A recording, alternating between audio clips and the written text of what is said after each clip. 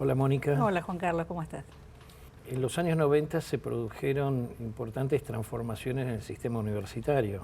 No solamente una ley de educación superior, sino algunas instituciones creadas por la ley, como la CONEAU, la Agencia de Evaluación de la Calidad, un sistema de financiamiento de las universidades basadas en una suma global, con algunas indicaciones de su distribución en base a criterios o indicadores objetivos, un programa de incentivo a los docentes e investigadores y otras reformas.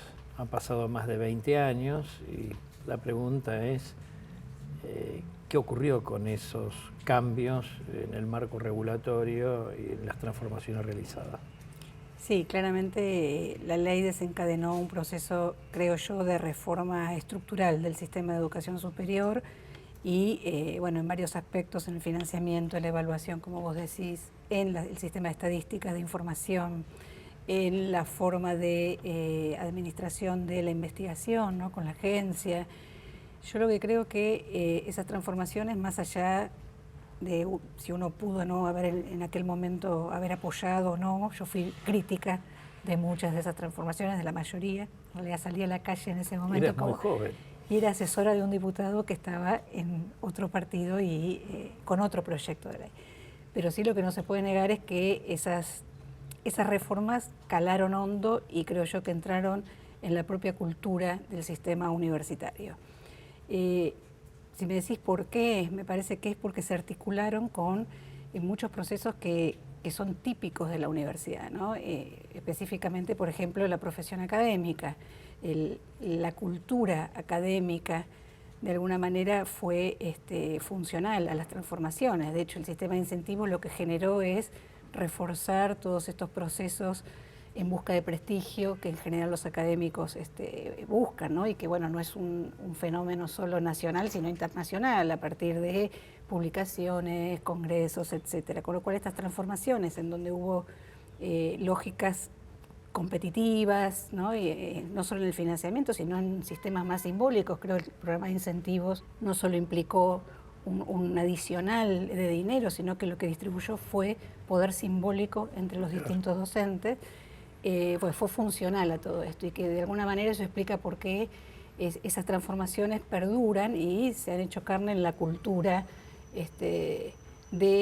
en este caso de los académicos. Bueno, la lógica del financiamiento también, ¿no? Yo creo que sí, si hay un cambio importante ha sido la forma en que se definió las nuevas pautas para financiar a partir de fondos competitivos, lo que se llaman las ventanillas, ¿no?, en donde la agenda la empieza a colocar el Poder Ejecutivo y no las universidades con toda su tradición de autonomía. Esto también que puede ser visto desde este lado, ¿no?, desde un cierto avasallamiento al funcionamiento autónomo de las universidades, también implicó cierta adaptación de las propias universidades a estas lógicas, al armado de proyectos, a la búsqueda de financiamiento en función de esa agenda y no quizás en función de la agenda institucional que las universidades se pudieran plantear. Más allá de si esto puede ser bueno o malo, la posición que cada uno tenga frente a esto, han calado hondo y han generado cambios importantes. Y otro claramente es el de la evaluación. Vos acabas de publicar un libro sobre la evaluación a 20 años de la creación de la CONEAU. Sí. ¿Cuál es tu reflexión? Bueno, ahí lo que yo hago es trabajar sobre los actores que en estos 20 años bueno, participaron desde distintos lugares de estos procesos, ¿no? De los evaluados, los evaluadores, los técnicos, los funcionarios. Ahí lo que yo pude advertir es que la política, tal cual como se piensa, no necesariamente se instala de la misma manera. Me parece que el proyecto original que se tenía con la creación de un organismo como la CONEAU tuvo un perfil que luego cambia, ¿sí? Quizás tuvo un perfil más tecnocrático en función del modelo agencias que en ese momento se conformaba en distintos espacios del Estado y que luego, para que esto realmente pudiera funcionar como política, tuvo que transformarse con un perfil mucho más político.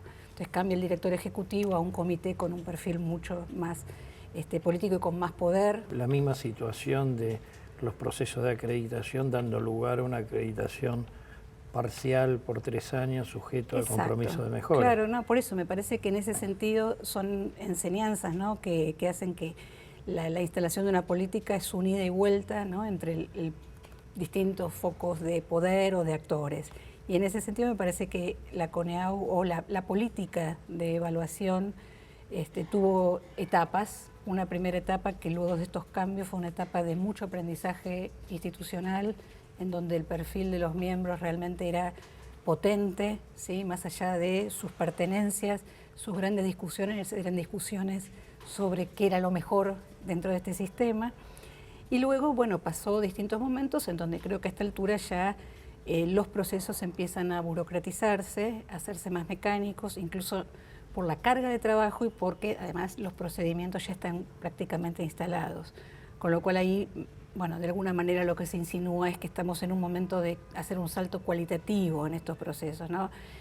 Quizás uno podría decir que en todos estos aspectos de la reforma de aquellos tiempos, hoy estamos en un momento en que en cada uno de esos aspectos habría que pensar cómo se cambia, cómo se hace o un paso más o un cambio de dirección, pero cambios que no son por agregación, sino que requieren volver a pensar esa política a 20 años de haber sido implementada, ¿no? Sí, sin ninguna duda, porque ha habido también un aprendizaje y ese aprendizaje se refleja en los actores. Algunas de las tesis que dirigí de doctorado en educación planteaban como hipótesis las estrategias adaptativas a un sistema ya burocratizado, o lo que algunos tesistas planteaban como rituales, o sea, cómo se ritualizan los procesos de evaluación sin que estos impliquen un efectivo cambio. No obstante, digamos, como que ya se incorpora la cultura institucional, que hay que hacer ejercicios no solamente de evaluación institucional, de autoevaluación, sino que hay que someterse a la opinión de pares especialistas que den alguna perspectiva sobre la institución en un enfoque de mejoramiento continuo de la calidad. Sí, tal cual. Lo de las estrategias adaptativas aparece en el libro y me parece que uno puede ver como dos líneas de procesos, o sea, el trazo grueso en donde claramente hubo un cambio, ¿sí? Y la evaluación se ha incorporado a la vida de las instituciones, pero por otro lado todas estas líneas, ¿no? más menores y profundas que tienen que ver con una mirada de la evaluación que es más para controlar que para mejorar, ¿no? Entonces yo creo que todavía hay muchas universidades que están en esa etapa en donde no han incorporado la evaluación a sus propios procesos de funcionamiento, sino que aún sigue siendo el Estado que viene a controlar y ahí es donde se desencadenan estas conductas, ¿no? Sí, hay instituciones que no se han sometido a proceso de evaluación institucional alguno, es decir, han adoptado una actitud más bien confrontativa, dado el conflicto interno, y no someterse a evaluación o a la acreditación de carreras. Sí, ese sería como un tercer grupo, digamos, sí, ¿no? Sería más el extremo, ya no el extremo ya y que, está bueno, en el margen. Está de alguna manera amparado en algunos, bueno, logros que han obtenido a partir quizás de la justicia, pero en ese marco tampoco todo está lineal, ¿no? Porque uno cuando analiza internamente hay procesos internos, pero también de acreditación, porque el caso de la UBA se me ocurre, ¿no? Hay muchas carreras que sí se someten a acreditación de sus posgrados, algunas están trabajando en línea de grado. Al margen de la posición de la institución. Exactamente, que además es una posición que ha ido y vuelto, ¿sí? No ha sido única. Por eso me parece interesante en esta mirada de mediano plazo poder analizar el impacto de la política con todos sus vaivenes, ¿no? Creo que no fue ni el modelo original que se pensó al momento del diseño, ni tampoco quizá fue el posicionamiento de quienes estaban en el extremo del rechazo absoluto, sino que se han desencadenado procesos en donde las universidades, bueno, se han o adaptado o incorporado y hoy forman parte de la cultura. De hecho, bueno, pasaron varios gobiernos y estas políticas siguen, ¿no? Claro. Creo yo que estamos en un momento en que hay que repensarlas. La otra tiene que ver con el financiamiento. Uno podría decirse que por más que ha producido avances la SPU y el propio CIN en establecer un modelo de distribución de recursos en base a indicadores objetivos como alumnos activos, relaciones técnicas docente-alumno, grado de experimentalidad de las carreras como una expresión del costo de las mismas, etcétera, solamente se distribuye el 4% del total del presupuesto universitario, o sea, que es marginal, ¿no? Sí, bueno, eso tiene una principal explicación y es que hoy más del 90% del presupuesto son salarios, con lo cual cualquier transformación que se quiera hacer en materia de financiamiento para el desarrollo cuenta con un margen menor, muy pequeño para esos cambios. De todas maneras, creo que sí, aunque sea esa oportunidad, estaba y que en los últimos años no ha sido suficientemente aprovechada, ¿no? Que los criterios de distribución han sido otros, ajenos a estas ideas más objetivas y acordadas, porque el trabajo realmente del presupuesto con indicadores objetivos es un trabajo ya de más de 10, 20 años, digamos, desde el SIN, a partir de la ley, y que, bueno, quizás no fue del todo aprovechado y que hoy merece, como las otras medidas, volver a ser repensadas o retomar, ¿no? O asumir políticamente, con voluntad, que sería bueno profundizar una distribución más objetiva del presupuesto y no en la modalidad del presupuesto, comillas, negociado o con asignaciones arbitrarias, que es peor que el negociado. Sí.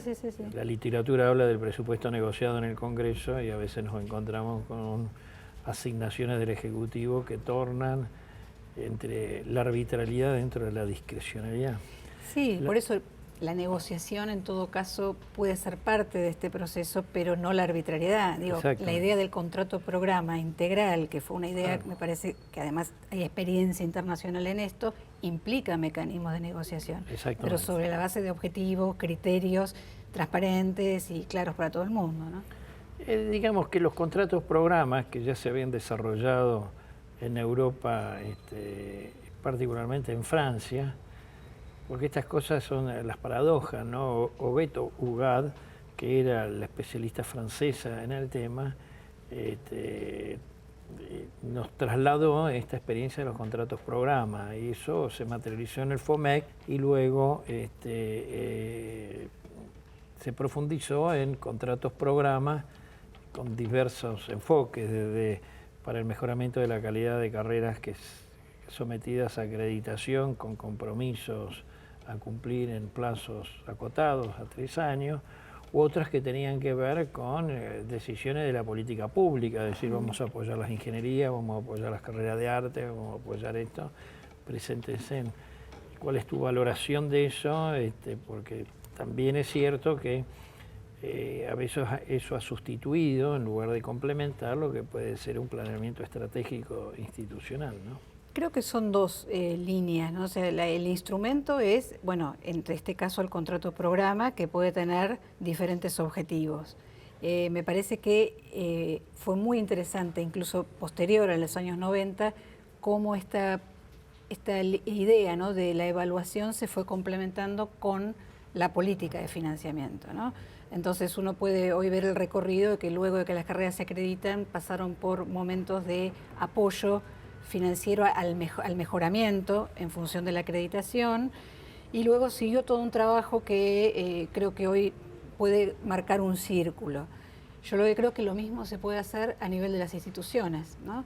Las universidades pasan por procesos de evaluación institucional y luego, en función de eso, que deberían sentar las bases de un diagnóstico para un plan de desarrollo, poder acordar con, en este caso, la Secretaría de Políticas, un contrato programa integral que apunte al desarrollo, y luego que eso forme parte de la propia gestión y eventualmente cuando venga la próxima evaluación externa, retomar, ¿no? Creo que esta es la idea de gestión de la calidad, que es mucho más integral, incluso mejor aprovechable para las universidades que el control del Estado.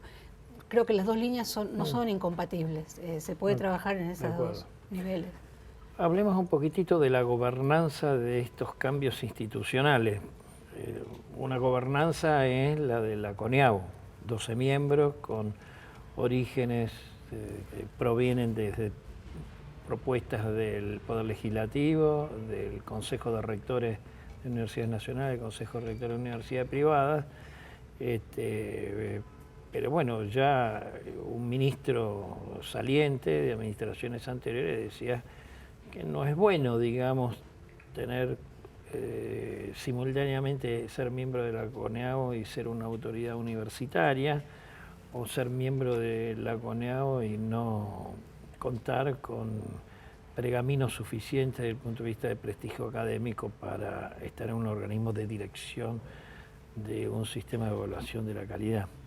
Esto me gustaría una reflexión tuya. Y la otra tiene que ver con los contratos programa, porque voy a expresar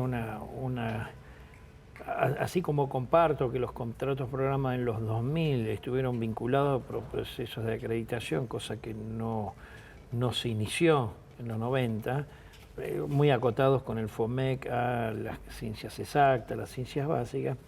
Hay algo que siempre me llamó la atención, que es la gobernanza de este fondo. Antes llamado FOMEC, ahora llamado Fundar, que es un fondo para el desarrollo de las universidades. En el FOMEC había un directorio y por lo tanto quien ejercía el poder político, el secretario o el ministro, no podían incidir en ese directorio. ¿No sería bueno contar con un directorio del Fundar?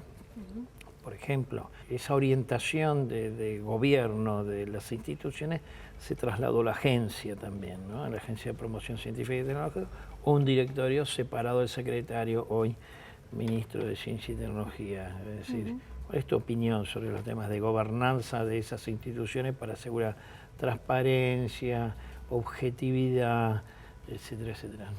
Bueno, con la primera, ¿no? Con los miembros de la CONEAU, creo que en ese salto cualitativo que yo te decía, uno de los aspectos que habría que pensar es bueno, cómo perfeccionar este mecanismo de selección de los miembros de la CONEAU, ¿no? Hay bastante experiencia en este sentido, tenemos casos específicos que uno podría analizar y pensar de qué manera se puede tornar, digamos, más transparente, ¿no?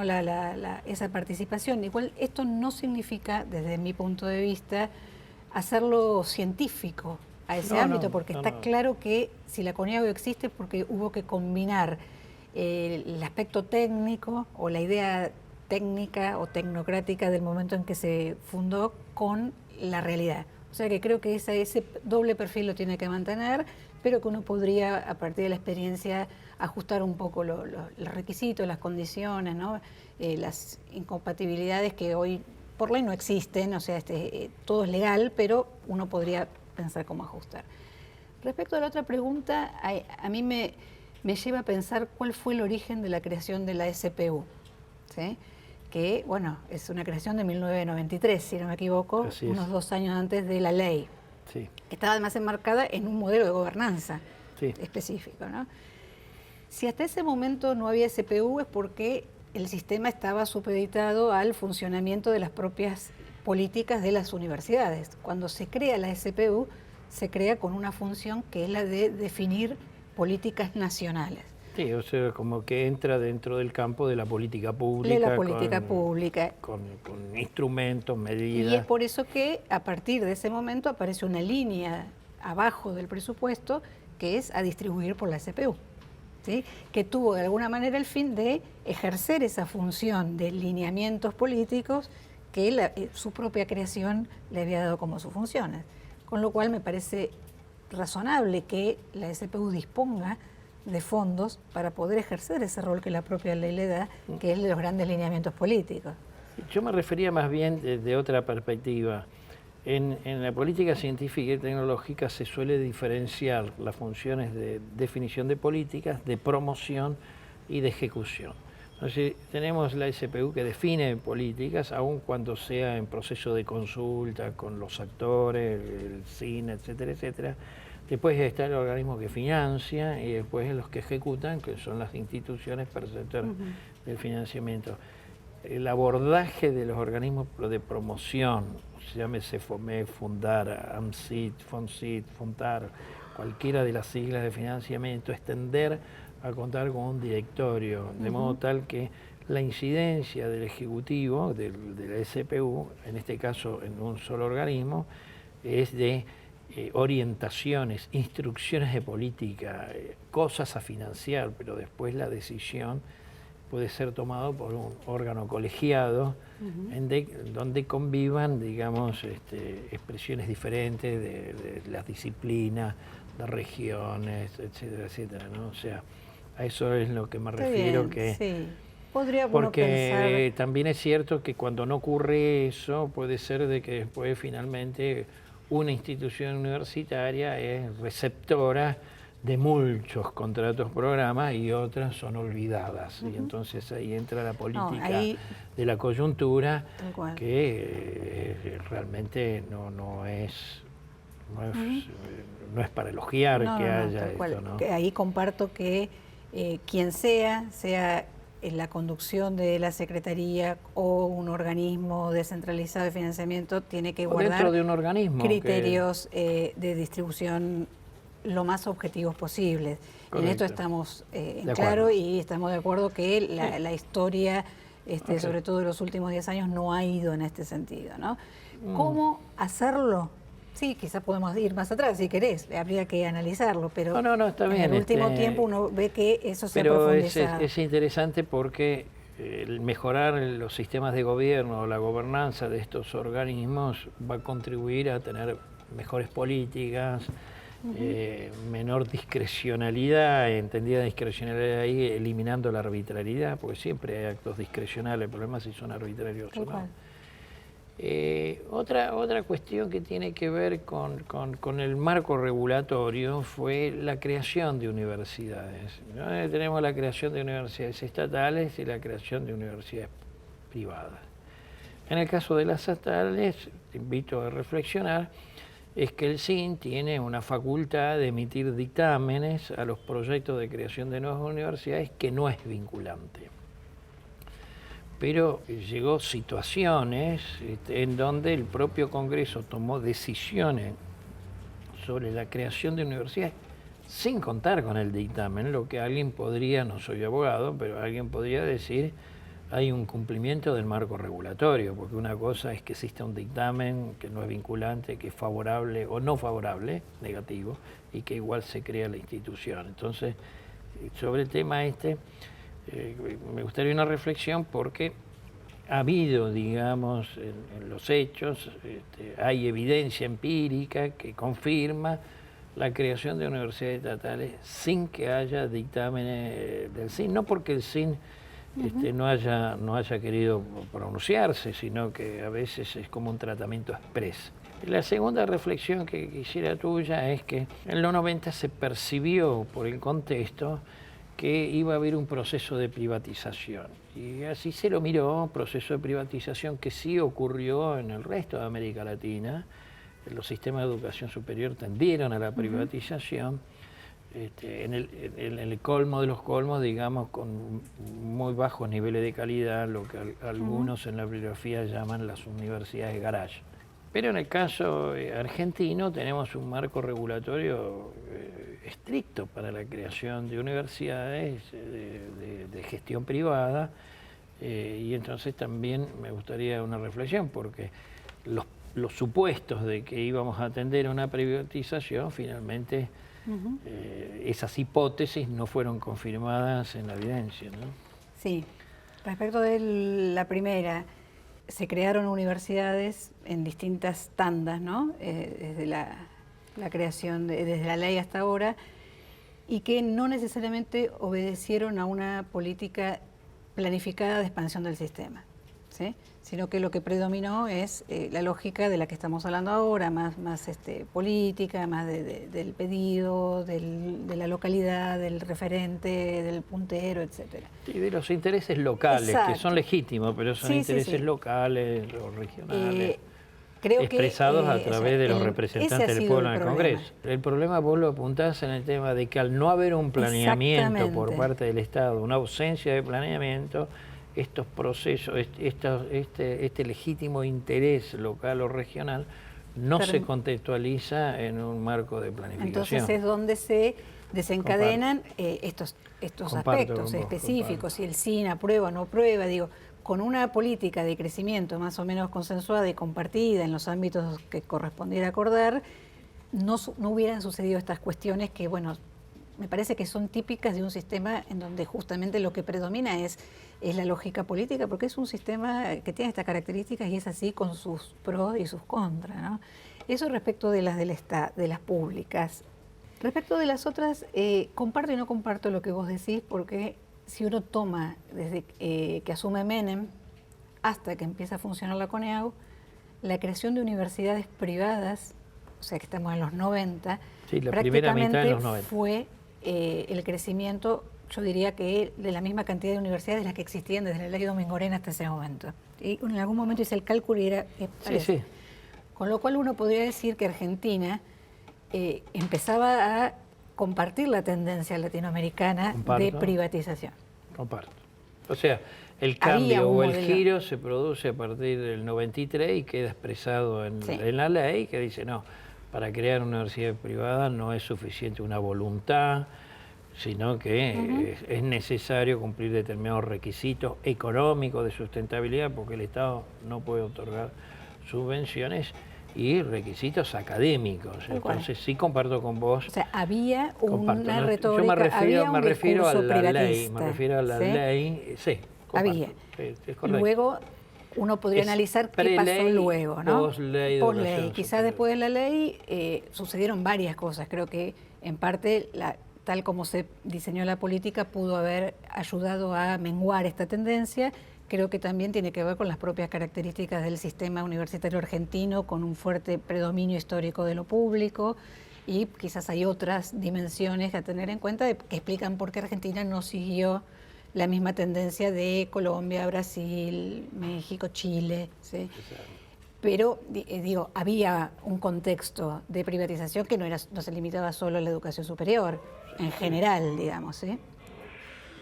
Así que, bueno, digo, después la propia política es la que, la aplicación, la implementación de la política es la que de alguna manera le fue dando esa configuración y creo que sí, uno podría decir que gracias a la política de evaluación llevada adelante por la CONEAU se detuvo esta tendencia de creación indiscriminada de universidades privadas que había empezado en 1990. ¿Sí?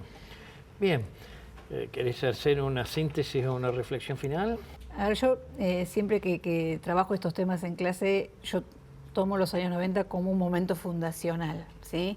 Creo que si se dieron las transformaciones que se dieron fue porque hubo un plan, que es lo que creo que hoy hay que volver a construir, particularmente en otro contexto y con otro fundamento. 20 años. No, y además con otros fundamentos o con otros principios, pero me parece que había un plan. Además de haber un plan, había un buen diagnóstico y había una ausencia de un proyecto alternativo, organizado, ¿sí? Creo que hoy las condiciones son distintas. También creo que había un equipo técnico-político que supo implementar aquello que se había propuesto. Son condiciones básicas para que una reforma funcione, ¿no? Yo creo que hoy hay que tratar de generar esas mismas condiciones en otro contexto y particularmente en un sentido que apunte quizás a reforzar a las instituciones por sobre las lógicas académicas y competitivas, poder integrar los procesos de evaluación al funcionamiento institucional, al funcionamiento de las universidades propio. Creo que estamos en un momento en donde las propias universidades pueden generar procesos internos de desarrollo y de planificación en el marco de un proyecto de nación general. Es decir, que uno podría pensar en esas mismas condiciones necesarias hoy, pero con otro contenido porque cambió el contexto y creo que también cabe pensar en cómo hacer compatible la autonomía con políticas nacionales que apunten a mayor inclusión, mayor calidad. Estamos en un momento en que eso se puede lograr. Gracias, Mónica. No, gracias a vos.